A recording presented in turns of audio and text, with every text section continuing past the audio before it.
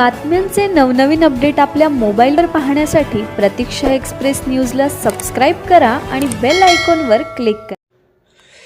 एकतर्फी प्रेमाच्या जाचाला आणि बदनामीच्या भीतीने कंटाळून सोलापुरातील पाटील दाम्पत्याची जीवनयात्रा समाप्त। चिठ्ठीवरून संशयित पोलिसाच्या ताब्यात। सोलापुरातील एक अतिशय धक्कादायक घटना नुकतीच समोर आली आहे।